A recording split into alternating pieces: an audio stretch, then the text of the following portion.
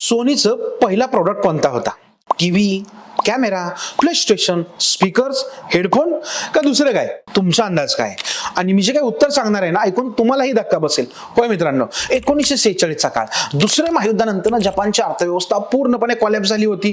अशा कठीण काळात दोन इंजिनियर्स एक छोटासा बिझनेस सुरू करतात आणि जेव्हा त्यांनी हे सुरू केलं, ऑफिस अजिबात मोठं नव्हतं, फॅक्टरी अजिबात नव्हती, पण त्यांची स्वप्न मोठी होती. आणि सोनीचं पहिलं प्रोडक्ट होतं इलेक्ट्रिक राईस कुकर. होय, कुकर बनवला होता आणि तो कुकर इतका खराब होता ना की कधी त्याच्यामध्ये भातच कच्चा राहायचा किंवा तो सगळा जळून तरी जायचा.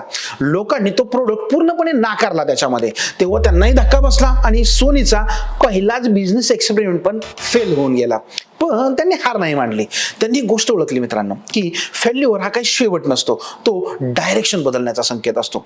याच्यानंतर सोनीने काय केलं, इलेक्ट्रॉनिक्स मार्केटमध्ये प्रवेश केला, संधी शोधल्या आणि टेप रेकॉर्ड बनवले, वॉकमॅन बनवला, टीव्हीज डिझाईन केले, कॅमेरे बनवले, प्ले स्टेशन बनवले आणि आज सोनी ही जगातील सगळ्यात मोठ्या टेक्नॉलॉजी कंपन्यांपैकी एक मानली जाते. म्हणून एक गोष्ट लक्षात ठेवा, बिझनेसमध्ये पहिलं प्रोडक्ट फेल झालं म्हणजे तुमचं फ्युचर फेल झालं असं नाहीये. सोनीने प्रोडक्ट बदलला पण स्वतःची स्वप्न कधीच नाही बदलली. आणि अशाच हिडन बिझनेस सिक्रेटसाठी आपल्या चॅनलला क्विकली सबस्क्राईब करा विसरू नका.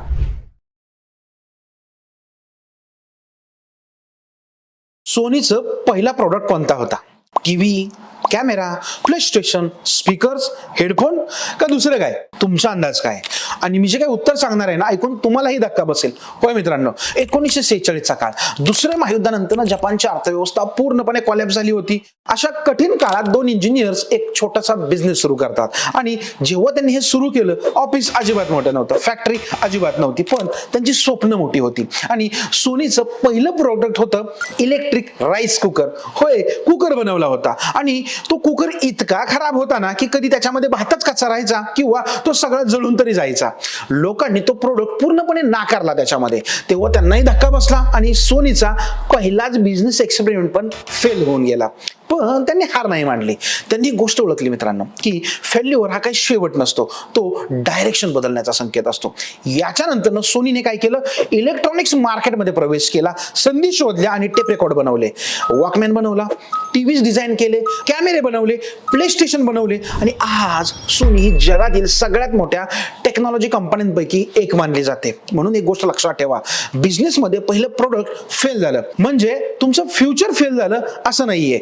सोनीने प्रोडक्ट बदलला पण स्वतःची स्वप्न कधीच नाही बदलली. आणि अशाच हिडन बिझनेस सिक्रेटसाठी आपल्या चॅनलला क्विकली सबस्क्राईब करा विसरू नका.